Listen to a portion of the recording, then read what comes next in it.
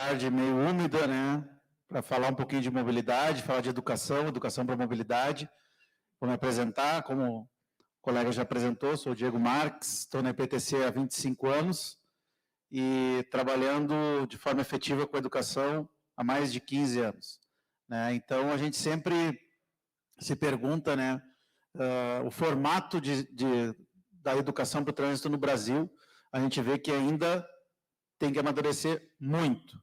Por que eu falo isso? Temos a experiência no Rio Grande do Sul, de termos algumas referências na área de educação, como a gente, quando formatou a última vez a educação da PTC, a gente esteve visitando alguns locais, visitamos Caxias, fomos no Detran, e para constituir um pouco mais, com maior qualidade, o trabalho a ser desenvolvido. Né? É um eixo que, como vocês sabem, compõe a mobilidade urbana, né, e humana, junto com a engenharia e com a fiscalização, mas que muitas vezes tem uma participação tímida junto à sociedade, porque não vemos ainda, infelizmente, a educação para o trânsito de forma concreta, efetiva, nas redes tanto municipais,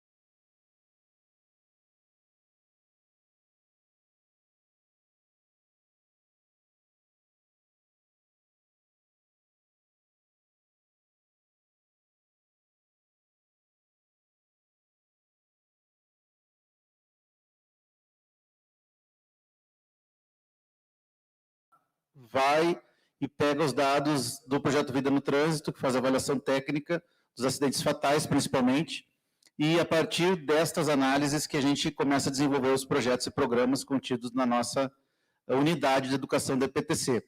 Hoje temos inclusive hoje a formatação da EPTC tem uma diretoria de educação. Então, eu vou começar agora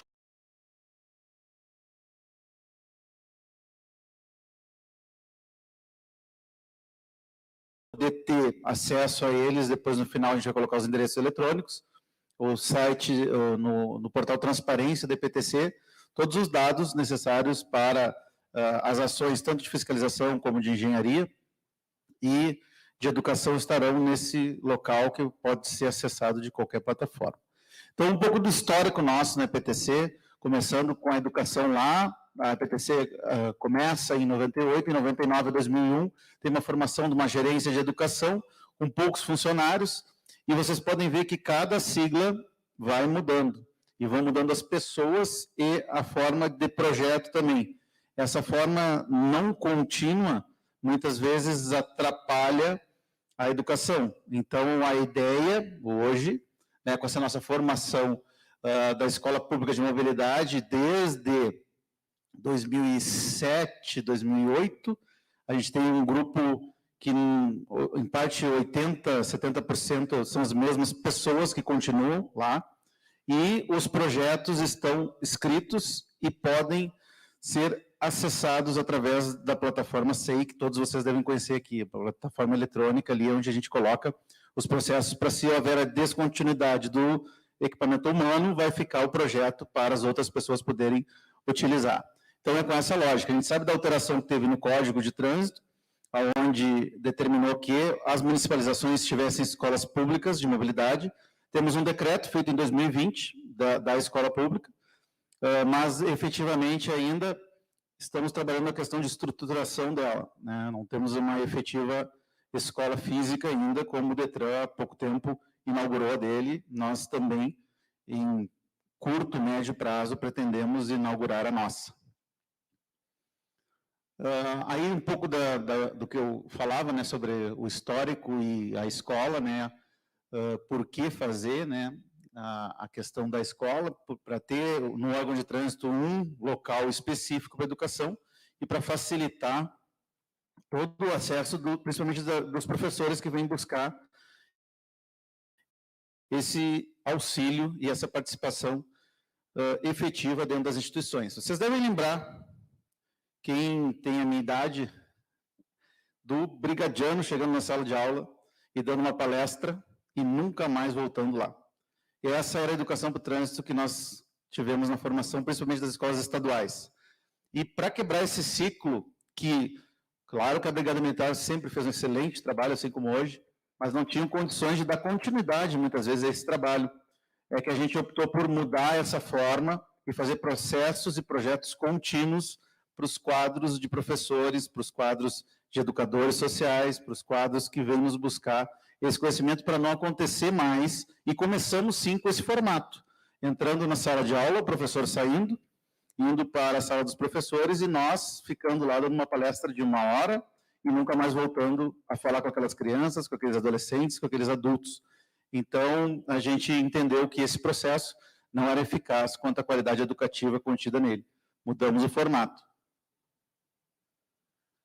Então, como eu falava no início, a mobilidade urbana é composta por esses 3 pilares e a educação, eu considero, e todos, eu posso falar em nome dos colegas lotados na educação, que precisa ser mais alavancada no sentido nacional, inclusive, não é só a cidade de Porto Alegre, mas várias outras cidades têm essa característica de terem eixos fortes de fiscalização, fortes de engenharia, mas a educação sempre ficando abaixo do alinhamento estrutural da mobilidade urbana.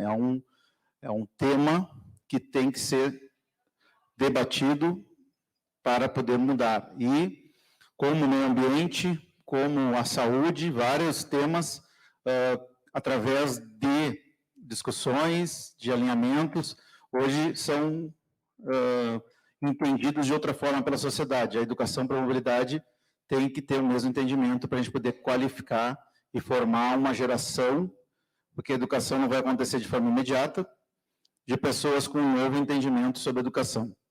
Hoje eu falava sobre Gramado, né? E o pessoal falando sobre a referência de Gramado, como todo mundo sempre cita, né? Quando quer se falar em educação, que a pessoa chega em Gramado, se transforma, não sei o que acontece, para o carro na faixa de segurança, atravessa na faixa. Mas a gente, ao analisar essa atitude, né, ninguém pode descartar a questão de, quando a gente está em Gramado, a gente não quer fluidez, né? E nem mobilidade efetiva. Então, fica fácil ter uma atitude segura quando não se quer fluidez. O difícil é acertar os eixos, a engenharia com a educação e com a fiscalização. E ter uma cidade com mobilidade, com educação, com as pessoas parando na faixa, com as ruas adequadas a isso, e é complexo daí, né? Não é tão fácil assim, e o tamanho da cidade, é claro, que vai influenciar nessa questão. Pode tocar. Então, a gente começa a falar um pouco dos programas que são permanentes lá, nessa nossa unidade, e começamos com um programa que eu diria que é o carro-chefe da EPTC, da educação de Porto Alegre, que é a Escola Amiga da EPTC. Esse projeto, que virou um programa, ele começou dessa forma que eu falei anteriormente, com a gente entrando na sala de aula, conversando com os alunos e nunca mais voltando. Depois a gente começou a falar com os professores, depois a gente começou a sensibilizar os professores, depois a gente começou a aplicar um questionário sobre mobilidade para o professor, e depois de 6 meses retornar à escola e aplicar novamente e ver o resultado do entendimento de mobilidade que aquela comunidade escolar estava entendendo. E além dos professores, também com os pais, entendendo a escola não só como uma unidade para alunos, e sim o entorno da escola. Esse projeto prevê uma avaliação do entorno da escola e quais as possibilidades de aumento de segurança do entorno da escola em nível de engenharia. Porque nós, diversas vezes, íamos nas escolas e as direções falavam, não adianta vocês virem aqui fazer um trabalho educativo qualificado e está faltando lá a faixa de segurança. Tem que ter a faixa de segurança pintada, porque não está pintada. Ou tem que ter a faixa de segurança, que era pior. O local simplesmente não tinha uma faixa de segurança. Como é que vai trabalhar isso dentro das escolas se não tinha efetiva execução? Então, a gente nunca promete, né, porque a gente sabe o processo e dentro do sistema público como ele funciona, que ele tem que ter um projeto, que ele tem que ter um recurso, que ele tem que ter... a gente não vai vender um sonho lá para a escola dizer que vai resolver todos os problemas, mas a gente vai ouvir a direção, vai ver quais as possibilidades de mudança, vai trazer os nossos colegas da engenharia para irem avaliar e ver qual a melhor forma de garantirmos a segurança desta comunidade escolar através de ações de engenharia junto com as ações de educação. Então, esse projeto, ele começou a circular mais nas redes particulares do que na rede municipal de ensino. Para tentar potencializar isso, nós conseguimos uma agenda há pouco tempo até, foi uma conquista nossa, a gente está muito feliz por isso, né, Castro? De falar com o secretário de Educação, junto com o nosso secretário Pedro, e o nosso diretor de Educação, Carlos Pires, eu fui junto até na Secretaria de Educação, onde o secretário de Educação se comprometeu a nos auxiliar na implementação da educação para o trânsito na rede municipal a partir do ano que vem. Para isso, nós já tínhamos uma carta na manga, né, Castro, que era o Manual do Educador. São dicas e orientações para os professores não precisarem parar de dar aula para trabalhar a educação para o trânsito, porque muitas vezes a gente tem esse argumento, mas eu tenho o BNCC que eu tenho que prestar conta, já tem mais o cronograma de atividades que eu tenho que dar conta, eu não consigo fazer educação para o trânsito. Daí a gente sempre diz, tem como. É muito fácil, desde que tu queira, porque não precisa parar o conteúdo, é só adequar ao conteúdo já ministrado, colocar a temática de educação para o trânsito para ser falada dentro dos seus currículos. Temos também um projeto que é destinado à educação social. Por que isso? Porque o aluno que permanece na rede pública, na rede privada ou na municipal, e estadual, a gente vê que ele, muitas vezes, no turno contrário, vai para outra instituição, onde ele também tem riscos dentro da comunidade, também tem que receber algum tipo de atendimento de educação para a mobilidade, só que não com um foco tão exigente como é o trabalho do nosso trabalho dentro das escolas. Então, ele tem um foco mais lúdico, são produtos, são processos que nós ofertamos a essas instituições e não condicionamos, vamos dizer assim, ao envolvimento mais efetivo da instituição. Então, ele trabalha muito em OSC, em ONG, em instituições que fazem acolhimento de crianças e adolescentes. O projeto Empresa Amiga. O que acontece? Anualmente, nós éramos solicitados para dar palestras em empresas, acontecendo aquele efeito das semanas de prevenção de acidentes. Também era uma vez, 1 hora, e voltava no outro ano. O que a gente sugeria para os empresários? Que esse projeto fosse permanente, perguntávamos para eles, vocês têm controle de frota? Não. Vocês têm controle de atuações? Não. Quem sabe a gente implementa um processo em que a gente vai trocarmos informações através de planilhas de Excel, acompanharmos durante 1 ano vocês, e se no final do ano vocês permanecerem, fazerem ações educativas com os funcionários, nós vamos certificá-los. Começamos uma empresa, vamos lá. O Cássio estava já na época, foi uma empresa de motos, né, que fazia entregas, e eles implementaram nas motos a época era mecânico, né, quando tu chegava a velocidade mais de 60 km por hora, trancava ali o velocímetro e o funcionário tinha que se apresentar no RH. Na terceira vez, dava bastante problema, muitos eram desligados, porque a orientação da empresa era cumprir com a velocidade da via. E o empresário pensou o quê? Vai diminuir lucro. Pelo contrário, aumentou. Porque o tempo de venda era feito de uma forma mais tranquila e com isso aumentava as vendas. Então, os empresários começaram a nos chamar para as empresas. Então, hoje, no ano passado, tivemos 25 empresas certificadas, algumas delas permanecem já, então a gente tem uma certificação como se fosse um ISO, e algumas já estão no ouro, recebendo troféu e tudo, e nesta empresa citada, no primeiro ano, foi uma redução de 60% nos acidentes de frota. Só que não basta só a frota. O ir e vir também, casa-trabalho, trabalho-casa, atinge diretamente, porque quando a atitude segura começa a acontecer no trabalho, geralmente ela é repassada para a vida, né? A gente sabe muito bem isso. Então, hoje temos uma gama de empresas que contam com o nosso trabalho e que reduzem acidentes, que preservam vidas e que certamente diminuem custos, né? Não vamos ser hipócritas, né, de dizer que isso também não conta, é óbvio que conta. A gente sabe o quanto hoje a frota tem tecnologia embarcada, quanto hoje pessoas são transportadas de forma rodoviária e terrestre, e os empresários cada vez mais procuram a educação para o trânsito para ser inserida dentro das empresas. Diferente de quando a gente chegou lá no primeiro ano da PTC, né, caso que a gente não conseguia entrar numa empresa e ninguém queria saber da EPTC dentro da sua empresa. Hoje é o contrário. Hoje a gente, às vezes, não consegue dar conta de tantas solicitações que a gente tem de atendimento a empresas nesse ramo. CFC Amigo do EPTC, outro projeto que também certifica os CFCs. A gente trabalha com formação, primeira habilitação e reciclagem. Com a pandemia, ficou um trabalho que também é online, além de presencial.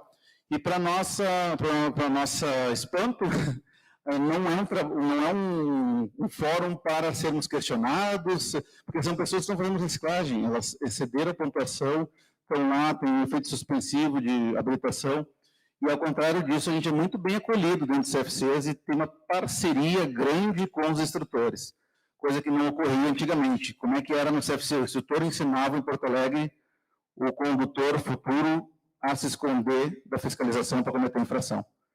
Né? Os temidos azuizinhos, né?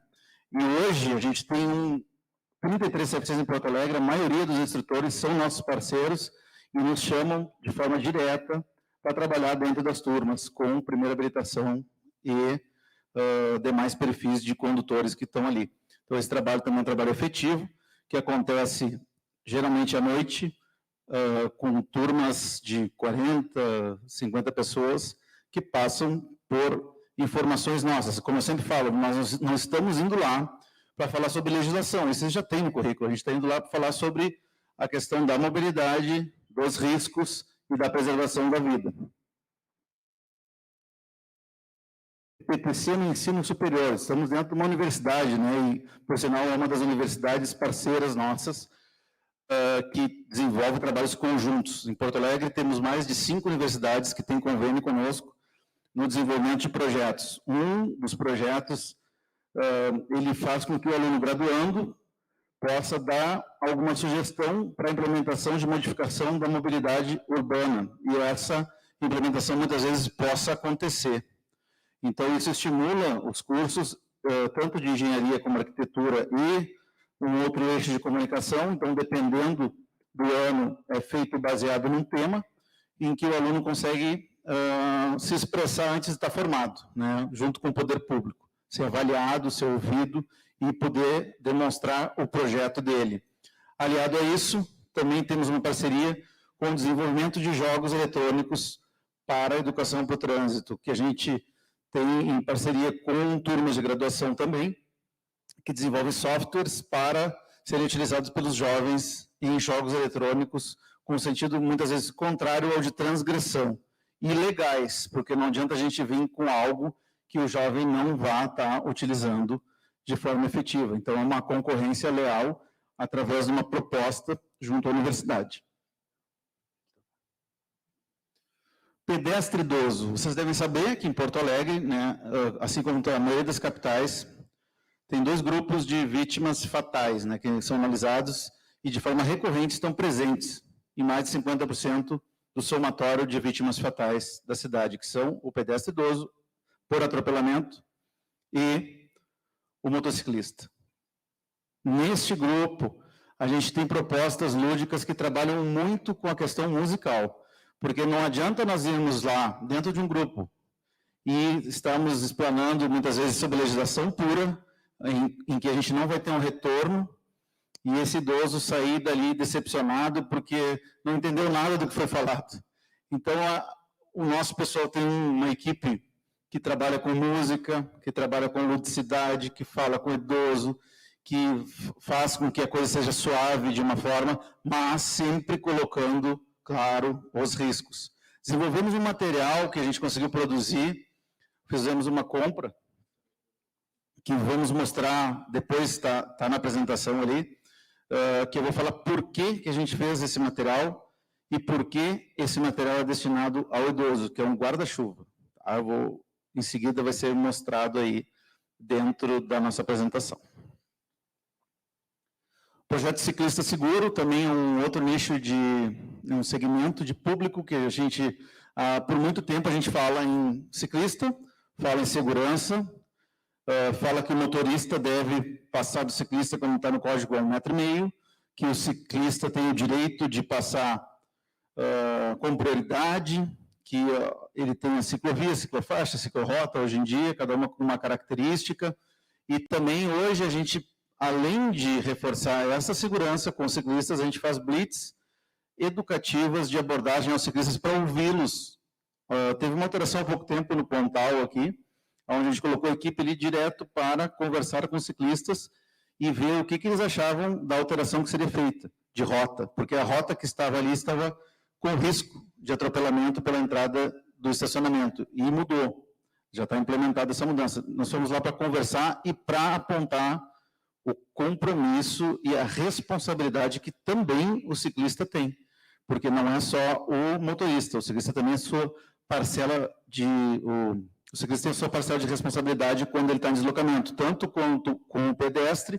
O próprio código prevê que o maior tem que cuidar do menor, então, portanto, o ciclista ele é maior do que o pedestre, ele tem que cuidar porque a velocidade que ele imprime muitas vezes coloca o pedestre em risco, e ele tem que também respeitar as sinalizações. A gente tem uma experiência no Ipiranga ali, de semáforos específicos para ciclistas, que muitas vezes o pessoal não para. Assim como os veículos desrespeitam o ciclista, os ciclistas muitas vezes desrespeitam o pedestre. Então, a gente aponta esse tipo de coisa para fazer o pessoal refletir e ter um entendimento que, para ter uma harmonia no trânsito, cada um tem que fazer o seu papel de forma correta e respeitando um ao outro. Motociclista, como eu falava, também é um grupo de risco que mais se envolve em acidentes fatais na cidade de Porto Alegre de forma recorrente.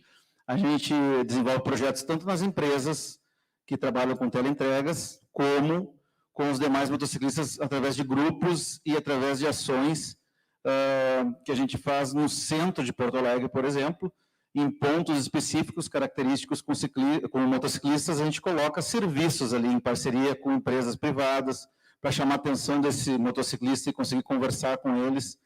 A gente sabe que o perfil das vítimas fatais hoje, ele inclui uma combinação sem habilitação, moto a perder, que eles usam esse termo, que é aquela moto comprada que já tem multas maiores que o valor de mercado da moto, e muitas vezes nesses veículos são os que a gente encontra nos estudos de acidentes fatais envolvidos em acidentes. É um cenário, pessoas jovens com motos a perder e sem habilitação. Então, é difícil chegar nesse público. Então, a gente precisa ter muitas campanhas que consiga passar mensagens para diversos públicos para que chegue neles esse tipo de informação. Então, um dos públicos-alvo nossos são os entregadores. Então, a gente fala com sindicatos, a gente fala com sindicatos deles, patronais, e pega parcerias para conseguir fazer. Também fazemos ações nas revendas. Quem é motociclista aqui sabe que aos sábados de manhã as revendas ofertam um café para o pessoal ir lá, para o pessoal olhar a moto nova, para o pessoal conversar, e a gente está lá junto, para eles poderem esclarecer dúvidas, saber o quanto faz a diferença os equipamentos e EPIs destinados à motocicleta, mas a gente sabe o quanto é difícil e desafiador esse trabalho de conseguirmos ter uma mudança efetiva de consciência por parte do público, tanto do motorista para com o motociclista e vice-versa. Esse programa que está em tela, o Agente por um Dia, ele foi criado há muito tempo na EPTC. O pessoal acha que é algo novo porque ele aparece bastante agora. Vocês devem, alguns daqui devem lembrar, uma matéria da Zero Hora, onde o jornalista Milton Campos, se eu não me engano, vestiu uma capa da EPTC e foi para a volta do mercado público, para outros locais. Milton Cardoso, ele começou a falar com as pessoas como se ele fosse um agente não identificado, se dizendo agente de trânsito, e coletou alguns diálogos ali que depois ele publicou isso e viu o quanto é difícil a gente trabalhar com o público, principalmente com o público quando muitas vezes está cometendo uma infração de trânsito. Então, foi um dos primeiros movimentos do dia de agente do DPTC. Isso eu falo mais de 15 anos atrás. Depois ele foi se atualizando, e hoje ele acontece através de convite, principalmente nosso, com formadores de opinião e, à época, aqueles que mais batiam contra. Daí a gente trazia eles para lá, colocava numa viatura, coloca ainda numa viatura nossa, sai a percorrer a cidade, vai no central de câmeras, vai numa situação de conflito dentro do centro de Porto Alegre ou num bairro que ele queira ir e mostra as infrações que acontecem. É espantoso o depoimento gravado 99% sai de lá dizendo assim, vocês multam pouco, vocês não conseguem fazer nem metade do que vocês deveriam, tem muitas infrações na cidade. Para vocês terem ideia, está no portal Transparência nosso, hoje um agente, o índice de autuação é menos de uma autuação dia, é 0,60, 0,50, uma coisa assim. Então, a maioria das multas são automultas, o cara passa no controlador de velocidade, o cara passa pelo radar, né? Então não são lavradas por agentes de trânsito. E mesmo assim, o estigma ainda continua, que muitas pessoas ainda comentam, né, acham, no imaginário delas, que a gente vai desconstruir isso através de seminários como esse, que o agente está ali só para multar as pessoas. Ao contrário disso, né, o trabalho complexo e o trabalho qualificado do agente vai muito além da notificação. A notificação é o último recurso que é utilizado. Prova disso são os índices de autuação por agente da EPTC que estão claramente e devidamente expostos nesse portal Transparência, que a gente vai deixar o endereço eletrônico para vocês acessarem. Temos uma plataforma de educação também, pela exigência da sociedade hoje. A forma presencial é importante, mas a forma virtual também, né? Até esse seminário que está acontecendo de forma virtual. Então, essas duas formas de educação, a gente se adequou. Todos esses cursos, eles têm certificação. Muitas pessoas nos procuram porque as empresas, principalmente fora do Rio Grande do Sul, exigem o curso de direção defensiva para ingresso na condução de veículos dessas empresas. De fora do Rio Grande do Sul, muitas delas, o nosso curso está servindo para isso. Então, além dele ser educativo, ele é uma forma de inserção no mercado de trabalho, o que nos deixa muito felizes. Saber que a gente faz um 2 em 1. Assim como os demais públicos ali que vocês podem ver, tem multiplicadores de educação, tem para ciclista PRO, que é o ciclista que trabalha com bicicleta, para motociclista, professores. Então, esse curso é bem procurado, a gente tem um registro eletrônico de todos os acessos e todos os certificados emitidos até hoje, que estamos em torno de uns 7 mil certificados já, desde que ele foi lançado. EPT, saímos há pouco tempo, né, Castro? Uma semana atrás, isso, atendemos 2.000 crianças lá no acampamento Farroupilha. Todas as escolas já têm essa busca por nós de forma antecipada, muitas vezes. Nós ofertamos o transporte das instituições que não são privadas, é claro, através de uma parceria com as empresas de ônibus da capital, que levam as crianças da escola até lá de forma gratuita. Ofertamos um lanche também para as crianças, porque elas permanecem um tempo conosco lá, e trabalhamos a educação para a mobilidade através da cultura regional. Então, esse processo, ele pode ser feito em qualquer estado, respeitando a sua cultura. Aqui no Rio Grande do Sul, ele é EPT, e ele é com base na tradição gaúcha. Então, é bem importante a gente trabalhar essas questões, porque a gente trabalha muitas vezes em parceria com o SAMU e com a Cruz Vermelha. Então, a gente dá noções de atendimento para essas crianças e adolescentes, muitas vezes, que na hora não vão saber nem para quem ligar, quando vem uma emergência, ou poder falar em casa, porque o exemplo vem das crianças. A gente sabe o quanto é mais importante uma criança chamar a atenção do pai, por ele estar usando o celular, do que nós estarmos lá na rua e autuarmos a pessoa. É muito mais importante uma criança dizer para o pai que ele tem que botar o cinto, do que nós autuarmos ele pelo cinto. E isso é notório. Então, é na base que a gente procura agir, para poder fazer com que essa passagem lúdica por lá sirva para ser exemplo de valores dentro das famílias. Teatro nosso também tem várias peças com vários temas destinados a diversos públicos. Então, a gente tem um trabalho que já tivemos teatro de boneco, já tivemos peças montadas, já tivemos assessoria de pessoas que trabalham hoje em Porto Alegre com teatro especificamente, para, dentro do possível, falar de forma lúdica, através da arte, a educação para a mobilidade também. O Cássio falou que eu tenho 5 minutos, então eu vou dar uma apurada. Algumas premiações, só para passar, né? O Prêmio PTC de Educação, já ficam todos convidados, dia 25 do mês corrente, na Nilo Peçanha, na Unicinos. Vamos ter a 16ª, né, Castro? 16ª edição do prêmio. Estamos hoje com 850 trabalhos. 850 pessoas que fizeram trabalho de educação para o trânsito, principalmente professores, pessoas da área da comunicação, jornalistas, que vão concorrer a esse prêmio aqui. Então, sintam-se convidados a estarem lá para prestigiar a partir das 14 horas do dia 25 na Unicinos. É algo que também é bem importante para a cidade, esse tipo de ação e promoção para incentivar as pessoas a fazerem educação para o trânsito. Se foi alguns dos prêmios lá que a equipe de educação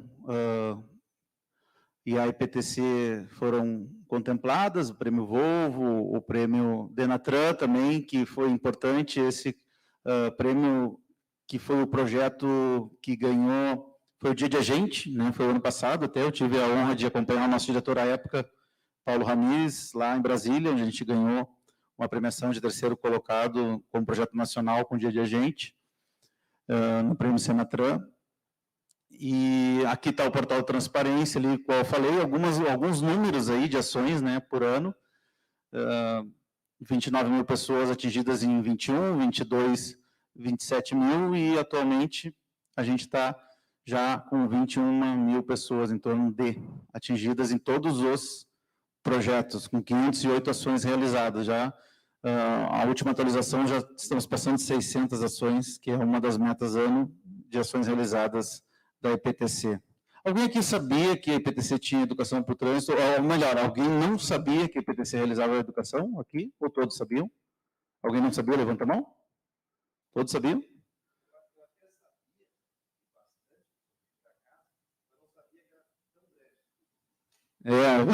A gente está aumentando, está engrossando a equipe, até a equipe, a gente também está hoje com mais de 20 pessoas, né? A gente já teve momentos de educação da IPTC com 3, com 4, com 5, então hoje a gente faz atendimentos de segunda a segunda. Para vocês terem ideia, o mês de outubro, né, Cássio, a gente estava comentando isso aqui fora, nós trabalharemos em todos os finais de semana, sábado e domingo. Não tem mais agenda de atendimento para a equipe de educação em todas as frentes de trabalho. Alguns materiais, esse é o manual que eu falava no início, né, para os professores, manual do educador, sugestões pedagógicas, construído conjuntamente com a SMED, não é uma coisa nossa, não é uma imposição, o manual eu até não gosto do termo, são sugestões para o professor, para ele fazer educação para o trânsito sem precisar parar de dar aula.